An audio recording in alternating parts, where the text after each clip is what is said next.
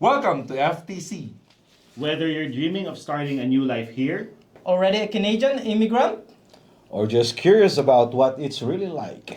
This is where real stories meet real advice.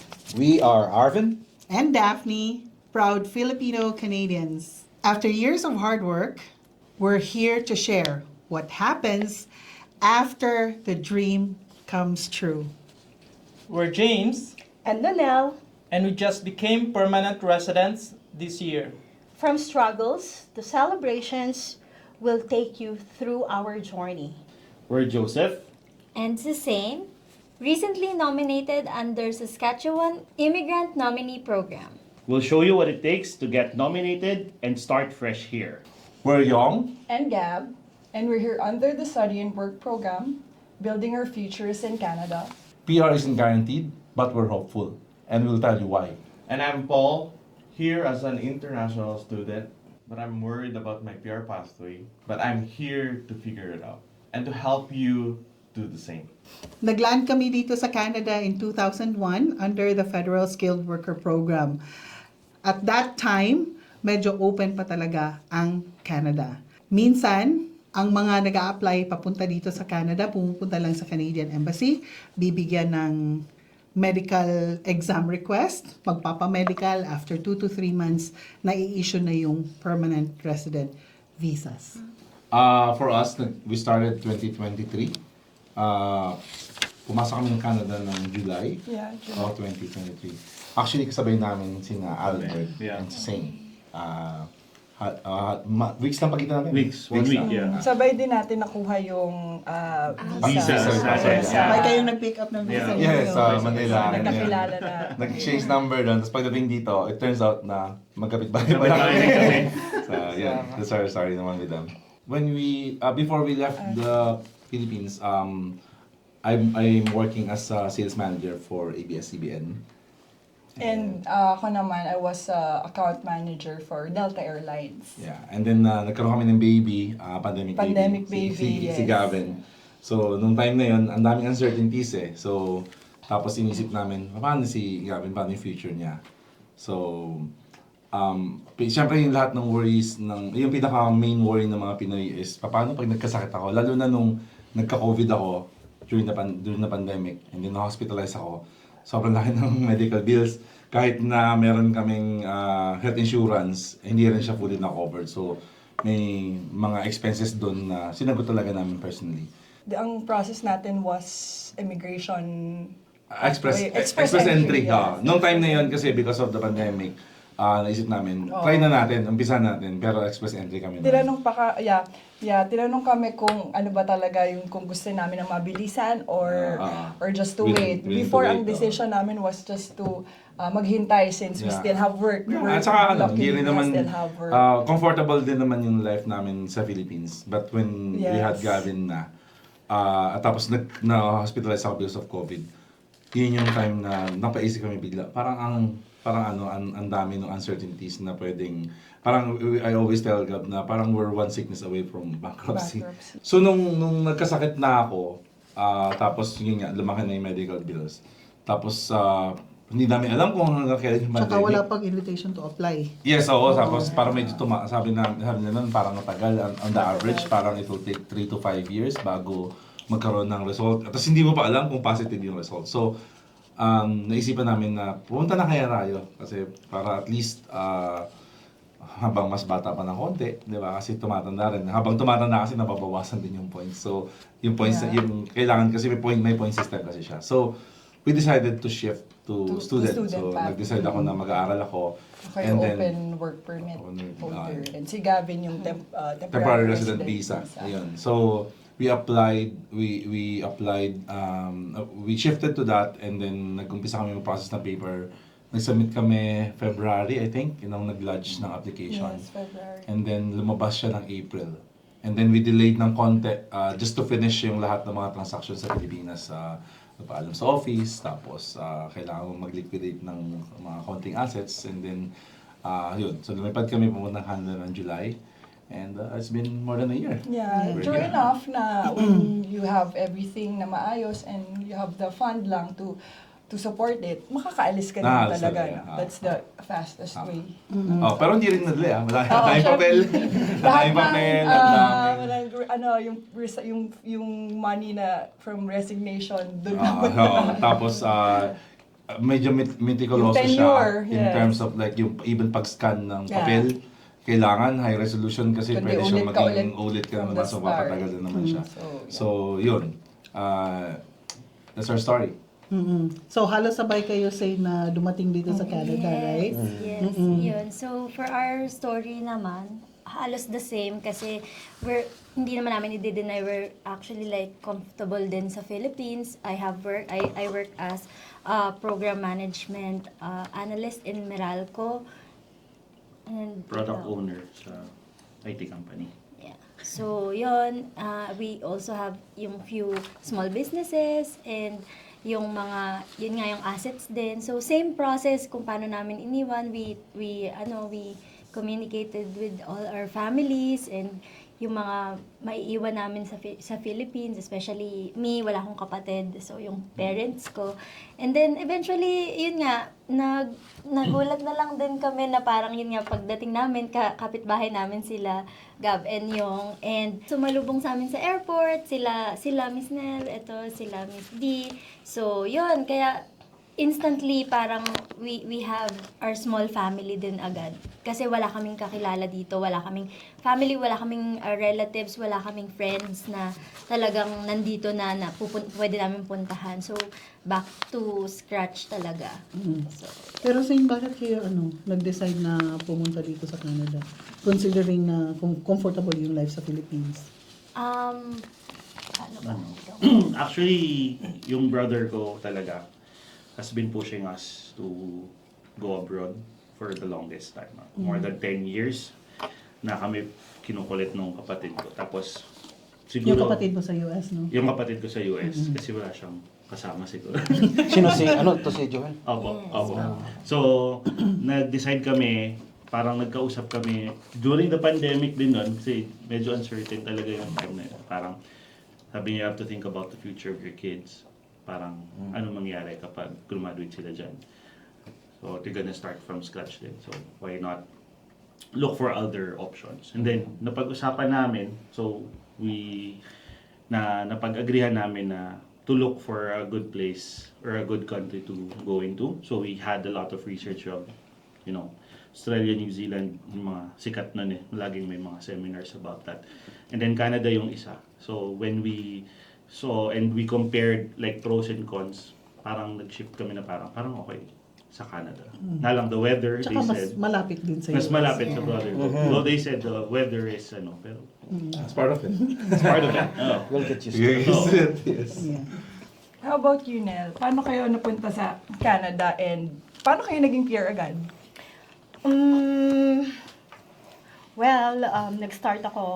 Nag-start yun actually when we plan to get married.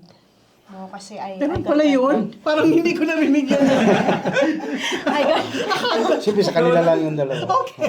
So we started because I got pregnant, no, and then we planned to get married, and suddenly nag-change kasi yung plans namin kasi si James, yung husband ko, kailangan sumakay ng barko. So bigla siyang tinawagan para sumampa. So na-postpone yung mga plans namin. And then, sumakay siya kasi he's a second officer that time sa barko. So, after that, came December, nanganak ako. No, on That board, was on board ako that time. 2019. 2019. And, On board ako that time. yeah, So, LDR pala kayo. that was December 2019. And supposedly, pauwi na siya noon kasi 6 months lang ang kontrata niya as an officer sa barko. Kasabay noon would be yung panganganak ko. So, yun yung plan. Until, ano nangyari, Ben? Yung that time yung pandemic. So supposed to be uwi ako after my contract. Then Dapat nandun kapag panganak Yeah. ako niya. dapat habol ako that time nung nanganak Sinel din. Wala, hindi kami inallowed na makalabas ng barko. So, ang barko namin, so, naka-anchorage lang the whole like 6 months. Walang operation kami. So, Sa gitna Wala. lang kayo? Sa gitna. gitna lang kami ng anchorage. So, wala kaming mano kasi even though na anong pinupush namin sa walang operation airports, di ba, parang close lahat ng kahit Saan country kayo nun? Saan? Taiwan kami nung time na yun. So, Ay, stricto pa ng noon sa mga Chinese. so from countries. 6 months na kontrata, naging 1 Naging year. 1 year. No, Naging- more than 1 year, more than parang 1 almost 17 months, Yeah. 17, 18. Oh my God. Due to the pandemic. Yes. And nagkaroon lang ng opportunity nung dumaong sila sa Manila Bay. Hindi, Tama ba? lahat ng crew kasi parang, di ba, after nung time na yun ng pandemic, lahat ng crew more than a year na, so supposed to be parang yung iba parang hirap na Nalulukan na sila sa stress na or tabang may concern na sila sa pamilya sa Pilipinas dahil sa pandemic that time. So nag-meeting kami ng crew nung lahat na yon na ipupush talaga namin na bumiyahe sa Pilipinas para makauwi lahat ng crew, maka-change. So ma-crew change lahat. So yun. So it started from there. Nung Yung nanganak ako, desire ninyo na. nung nanganak ako ng mag-isa, yung anxiety ng pandemic, kasi December noon in-announce yung first na case ng pandemic. And then, March, nag-lockdown. So, doon nag-start. From there, during the pandemic, isa pa sa naka-trigger is, yung sister-in-law ko, yung kapatid niya, nag-plan na pumunta ng Australia, mag-aral. So, doon namin naisip na, uy, wala siyang family, wala siyang anak, pero she's thinking of her future. So, ano na lang mangyayari sa amin sa Pilipinas kung mag-i-stay kami?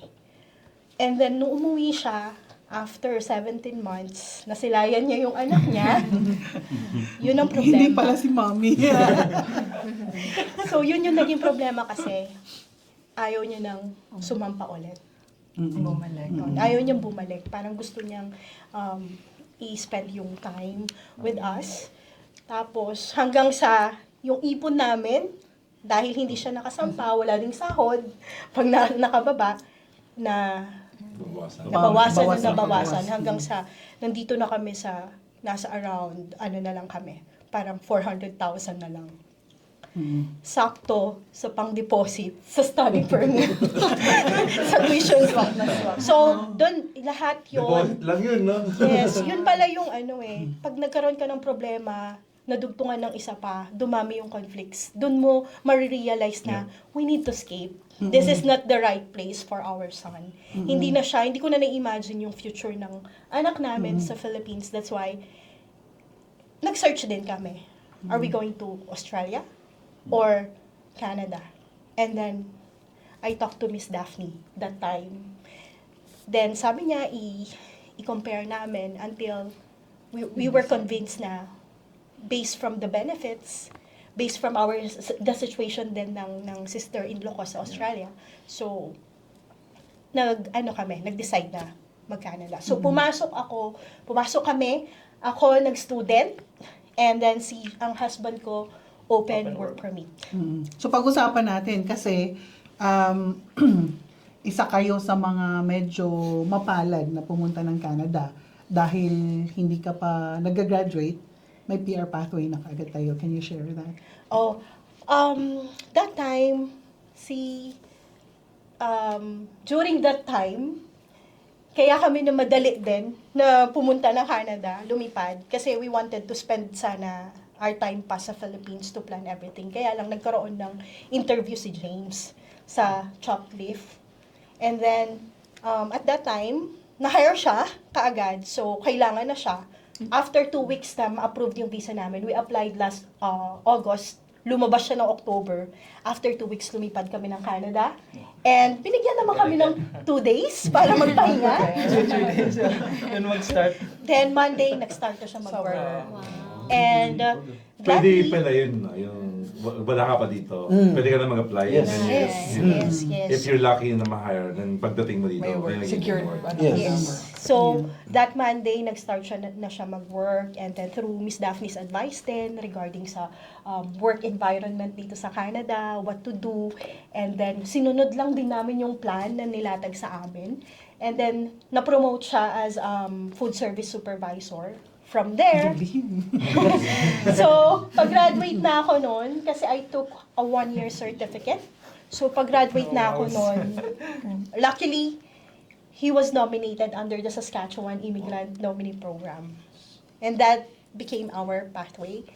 So, 2021, nagpunta kami sa Philippines. 2021, we moved here in Canada. 2022, graduate ako. And na-nominate siya under the Saskatchewan Immigrant Nominee Program. 2023, nag-apply kami ng permanent residency. And came 2024 this year, permanent residents na po kami. Yes! So, bilis na. So, almost 6-7 months din na-receive natin yung ano. Yes. Mabilis lang yung That's how process it is. ng peer pathway. Wow, na-inspire ako sa mga kwento nyo. Well, sa akin, kahit medyo blurry pa yung PR pathway ko, I'm keeping my hopes high. Tama yan, Paul. Kasi dito naman kaming lahat para i-push ka, i-inspire ka, at ma-make sure na magkakaroon ka rin ng PR pathway mo. So, di ba yung? Yes. Oo. So, mga tama ate, Lahat tayo kuya. sama-sama Yes. dito, Oo. magiging Yes. PR. Yeah. Actually, kayo nabuo yung group because of that support system na Exactly. So, I think, ma'am, yun isa rin sa importante dito sa Canada, no? Yung makahanap ka ng support system. Yeah. Kasi, going in, hindi rin namin iniisip na, baka tayo-tayo lang yung magkakasama. No? Lalo na dun sa mga single na pumunta here, Like diba? yeah. Like si Paul, yes. Yeah. Yeah. And wag mong i-feel na ikaw lang yung merong pinagdadaanan na ganyan. Kasi lahat. Grabe yung May ganyan pinagdaanan. tayo. Yes. And the fact na nandito ka na sa Canada, kaya nga natin ginagawa tong video na to para din sa mga viewers na nag-a-aspire din makapunta dito. So, ikaw nandito ka na. Malaking bagay na yun, di ba? Yeah. Tapos way may ahead. support Yeah, system, inspiration di ba? ka na nila, andito ka na. Yes. Going back sa sinabi ni Yong na kailangan mo talaga you surround yourself with the right people. Yep. Minsan doon ako sa airport, may umuwi. Natrabaho siya sa hotel in Winnipeg. Talagang kahit hindi ang itinerary niya broken, sabi niya, uwi talaga ako, hindi para sa akin yung Canada. Anong nangyari sa'yo? Sino ba mga kaibigan mo doon? So wala siyang support system na. Yeah. Kaya hindi na talaga siya mapigil kahit hindi niya alam kung paano mo. Sabi ko, It can be, I think, Canada is good and bad. There are good and bad side of it. Depende kung paano mo siya ina-navigate. So, there are ways, and I think that's actually the inspiration of this video, for us to somehow help in whatever way we can. Baka may mga nanonood dyan na nasa different stages. Yung iba, nag-iisip kung tutuloy ba sila. Yung iba, on process. Yung iba, Andito andito na, may pero challenges. nahihirapan. Tama ba yung decision? Yeah, tapos nagda-doubt. I think by sharing our stories, yung mga pinagdaanan natin and how we navigate kung paano tayo nakalabas dun sa mga situations na yun, would be a good parang as guide for those na dumadaan din sa mga ganong sitwasyon right now. And one thing I've learned from clients, actually, find someone who has genuine intentions and care to help you. Yes. Because everyone could help you, Paul. But hindi lahat mag-i-stay, hindi lahat ng consultancy mag-i-stay with you during your success, who will celebrate with you during your success. And Pati yung mga kaibigan and yung circles din na kung Yes. saan ka na-associate. Kasi, may mga estudyante na Regardless of not necessarily na Pinoy ang kaibigan mo. Sometimes, ibang lahi yun Actually, I think that's one good thing about Canada. Yung diversity kasi niya. Magugulat ka kami sa school, parang ang dami namin, mas marami kaming friends na ibang lahi kaysa sa Pinoy. You'll be surprised how welcoming yung other Nung umpisa, nung first day namin, kami sa inyo magkasama, parang naiilang kami lumapit doon sa ibang nationalities. But eventually, nung nag-warm up na kami with them, actually Yes. sila yung mas ano pa sila. Mas lumalapit. Mas lumalapit, Yeah. mas accommodating, mas willing to help. Yes. Yeah. Pero yung ano yung pinaka masasabi nating biggest challenge ninyo? So, dahil between sa amin ni Gab, ako yung nag-decide kami na ako yung mag-aaral. Ang biggest challenge, I think for me, is yung adjusting ulit doon sa mag-aaral ka. After graduating for like almost 2 decades. Nahalata yung age. Oo, yeah. So after ko nung una akong graduate, sabi ko, hindi na ako mag-aaral ulit. Okay na ako, magtatrabaho na ako. But eventually, nag-decide ako na ito yung way to enter. So, kailangan kong i-take on yung challenge of being a student. And this time, compared to before, nung umpisa ako nung nag-aaral ako before sa Pilipinas, estudyante lang ako nun. So, nakafocus ako sa studies. This time, you have to learn how to navigate yung pagiging estudyante, pagiging parent, pagiging part-time worker, and at the same time, yung household duties. Kasi walang yaya, walang katulong dito sa Canada. So you really learn how to do things on your own. When we arrive here, hindi naman kami ganun ka super domesticated. Marunong kami sa gawin bahay. Yun, diba? yun yung reality Yes. dito nangyari sa Canada. So I think yun yung biggest adjustment. Whatever life you have sa Philippines, chances are is going to be a different life here. Hindi lang siya different na lugar, different weather, different din yung nakikita mo mga tao. The way of life here is also different. So yun yung isa sa biggest challenge, I think. Ikaw, Joseph. Ako po siguro knowing na we were comfortable back in the Philippines, tas as open work permit holder, gusto mo pagdating mo dito, nagpo-provide ka pa rin sa family mo kasi syempre, I think umabot ng more than 3 months kami na walang work. Tapos parang syempre pababa lahat nung savings mo. So medyo stressful sa. Una pa siya nagkatrabaho kaysa sa akin. So parang Hindi, pero ano yun, purposeful yung ano. I think so. I agree naman. Oo. Kasi pwede ka, Manitira. Okay lang. okay lang, part yun ng ano, pag-uusap natin. Kasi pwede ka namang, ano, basta na lang kukuha, but you wanted to target a certain, ano naman, profession. I think kaya siguro open work permit. Dapat Open ka. Open ka. Actually, yung open doon is open mind ka na. Open mind ka ka. Whatever work is there for you, you have to grab it. Kasi Yeah. ang purpose mo is buhayin yung family mo eh. I mean, as work permit holder. Sa makatawid. Kaya may tawid muna May kasi tawid. nag-aaral din sila so you don't want to put a lot of stress din sa kanila. So I think yun yung main challenge for me before. Yeah. Ang common sa inyong dalawang pamilya is comfortable kayo sa Philippines. Financially, parang hindi naging... Medyo comfortable. Medyo lang. Mga yayamanin sila. Nakakahinga lang po. Yeah. So, common sa inyo yan. Pero different kasi yung parang life story naman ni na James and Nell, di ba? Kami, pera. Financial actually, yung major na challenge dun sa naging application namin dito sa Canada. Cause as an OFW, my husband is an OFW nga. Alam mo, yung mga seaman, sabi nila one day millionaire, madaming pera pag on board. Pero the moment na bumaba sila, nasa lupain sila, no? So, palabas lahat ng pera. So maximum 2-3 months, puro out lahat ng pera. Kasi yung pera kasi ng seaman, parang alon eh. Yeah. Kumahalik lang sa dalampasigan, tapos pumapalaot ulit. Habulin mo siya ulit. After that, kailangan na bumalik ulit sa barko para Kala ko ba may tinatago? Yes, yun yung usual na alam ko makaka-relate yung mga seaman's wife dyan, no?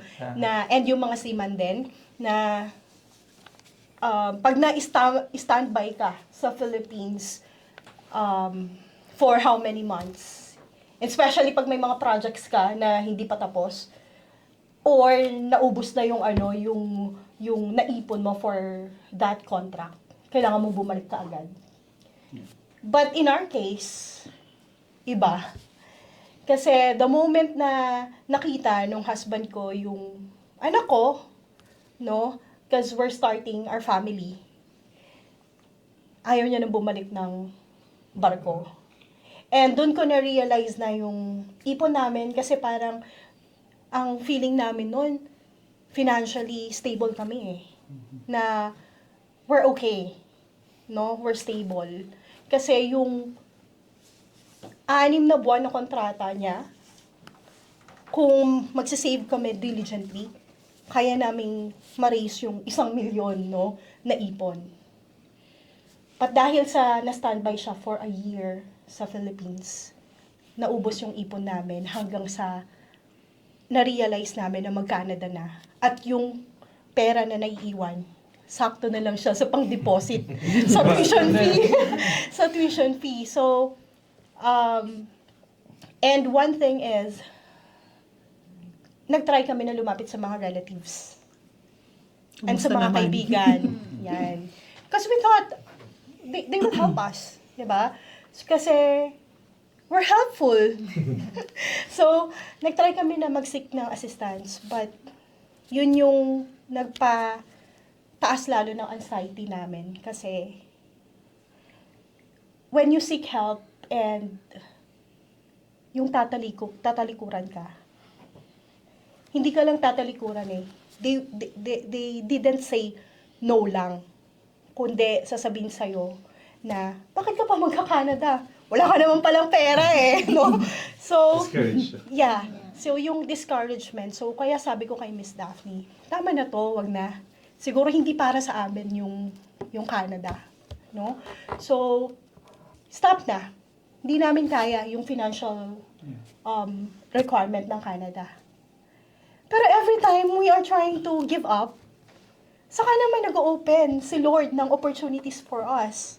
Ang bilis ma-process ng passport ng anak ko, nakapasa ako ng English exam, ang bilis nung scheduling ng medical kahit na nagka-problema. So, he's showing signs na ito yung path na nilaan ko para sa inyo.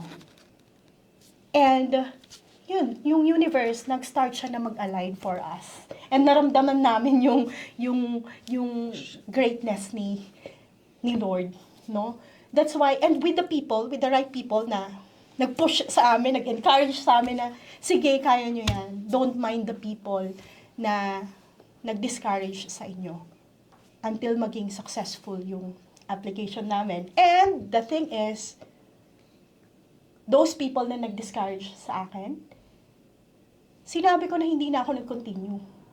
But then, paglapag namin ng Canada, tumawag ako. And I said, nandito na kami sa Canada. So, we kept it as a secret.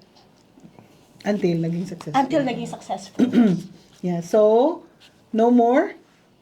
No more LDR. Tama na yung mga, may init na ang gabi. Oh my God! Oy, parental Guidance. Mga kids tayo. So, mainit na ang gabi ni Nel, pero si Paul,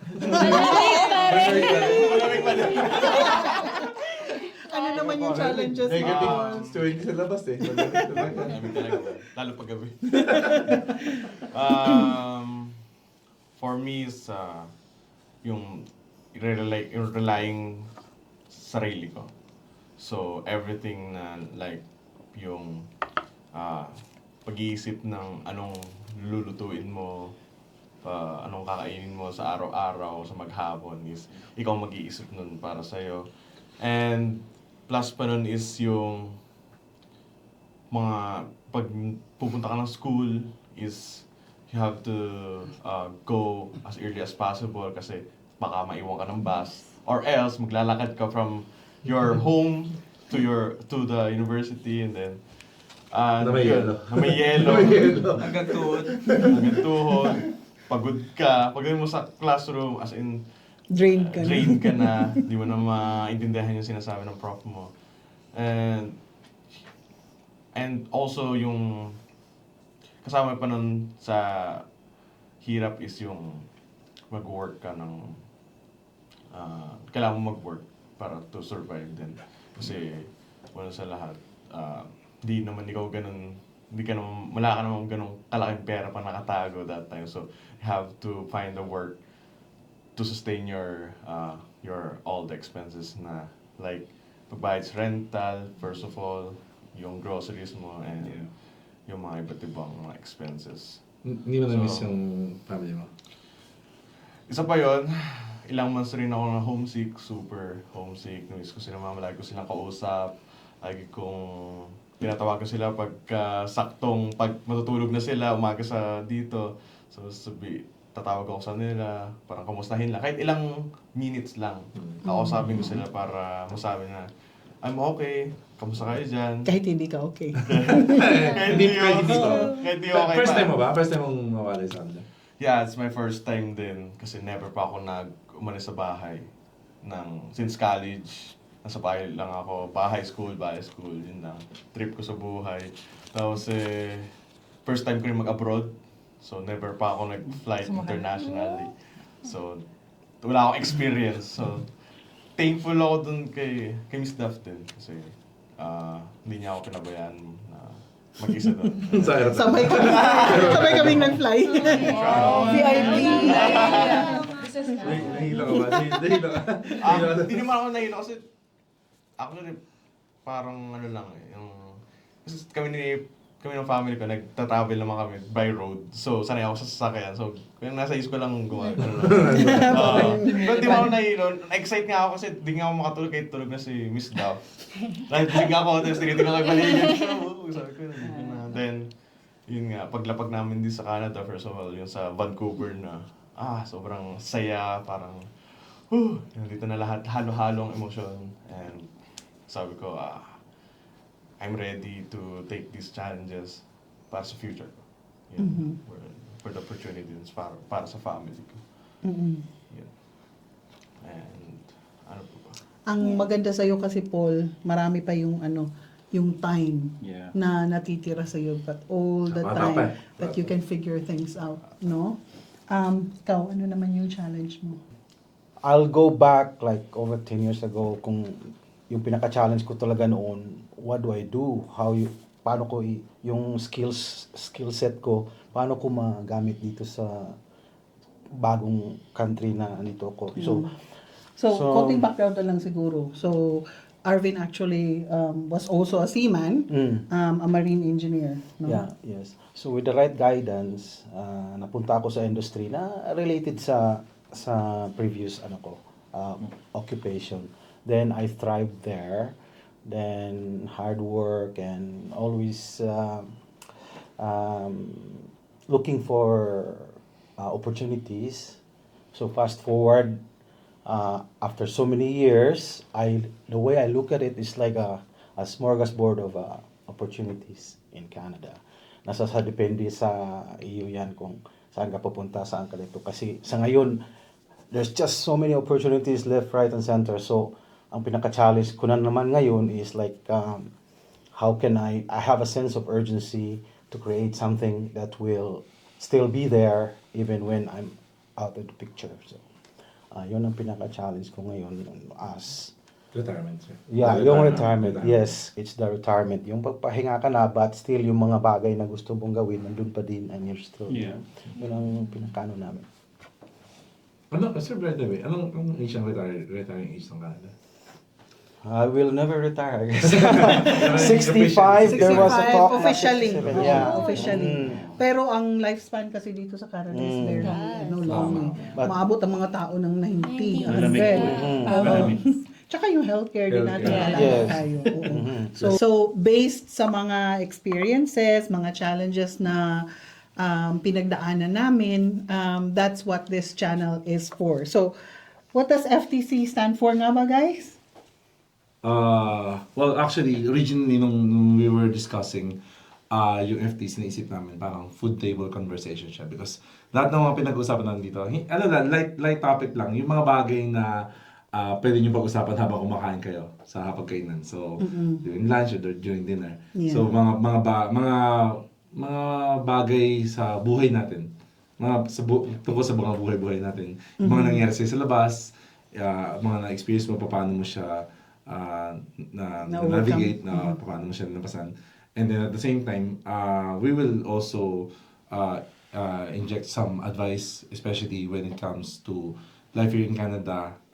May kinalaman sa immigration kasi mahaba yung journey eh. Hindi siya natatapos doon sa nakakuha ka ng visa, nandito ka. Pag pagdating mo dito, papalunin mo paano ka mag-aaral, kung student ka, paano ka maghanap ng work, kung ikaw ay OWP or naka-open work permit. And then, paano sa mga bata, paano rin yung sunod mo, yung PR and then citizenship. So, food table conversation, there will always be table, and then there will always be food, whether drink or hindi, or pagkain, and then there will always be conversation. Yeah, so yan, ang dami ninyong pwedeng i-expect sa channel na to, guys. Ano pa kaya yung may expect ng mga viewers natin? For the chika! Yay! Ano pa yung FTC? For the citizenship, Yo! Next level! Oo, next level na sila. Ano pa? FTC? For me, Filipinos striving in Canada, especially sabayan nyo kami as we navigate our journey towards our main goal to become permanent residents. So, and sa lahat ng may mga same aspirations, dream, so sabayan nyo kami mangarap. So, pag may mga tanong kayo, we'll try to cover it for this coming episodes. Ikaw, ano yung FTC sa'yo? For the Fappable Titos in Canada. Oh! Pogi yun! Bottom line for me, it's for the children. Yes! Oo, kaya tayo nandito lahat sa Canada. I think Ano ba kaya? one of the main reasons na palagi kasi may involvement ng para sa mga bata. for Toto in Canada. Oh, sa mga Ilonggo dyan! Ano pa kaya? Ano ba? Siguro Filipinos transforming in Canada, like journey mo from Philippines to Canada. How will you change or how will you expect yung changes na mangyayari sa buhay mo? Adapt. once Ay, na- Filipino techies in Filipino Canada. techies in Canada. Sa mga IT. Mga pang-IT. Yes. And yung mga medyo magala, ano yun, Gab? Traveling. Filipinos traveling in Canada. Or Filipino Travelers travelers in of Canada. Canada. Oo. We'll try to go around dito sa Saskatchewan where we are, and then probably some areas in Canada as well, to show them ano yung mga meron sa lugar, ano yung mga tips, kahit pagkain, magkano kapag bibili ka ng ganito or mag-rent ka ng ganito. Like, halimbawa, pag winter, mag-ski. Mag-skiing. Diba? Yung mga pinapangarap nila na, yung kadalasang inisip ng Pinoy, ang unang pupuntahan yung Banff. Yung mga ganun. Yan. Magkano pumunta doon, paano pumunta doon. Ano yung best time pumunta. Ganun. And for those na outside of Canada pa, thinking of coming here, may mga challenges, may mga difficulties, may mga discouragement. So I think ang FTC, it stands for Filipinos Transitioning Confidently with a Heart. Yan! Pang Miss Universe yun So, sa mga viewers natin na merong ma-share din ng mga immigration stories, immigrant stories, or kahit yung mga hindi pa immigrant ng Canada na may story related to Canadian immigration, we invite you to comment. We invite you to interact with us kasi baka ma-feature namin kayo sa channel na to in our future episodes, no? Kasama questions, if they have questions, lalo na yung mga may concerning immigration questions nila, si Ma'am is a licensed immigration consultant. So we will try to answer them, probably not necessarily sa susunod na episode, but in the coming episodes, kung ano yung mas maraming common na natatanong, then we will try to include that in our future episodes as well. And requests. Baka may request sila na gusto nilang itakol natin sa next episodes natin. Pwede rin. Baka gusto nyong makitang sumayaw yung Fappable namin dito. Oo. Or gusto niyong kumanta si James. Magaling kumanta si James. Guys, FTC is more than just a channel. It's a community. We'll share real stories, practical tips, The good, bad, and funny parts of living here in Canada as Filipinos. So hit that subscribe button. Give us a like and let's thrive, chika. Together!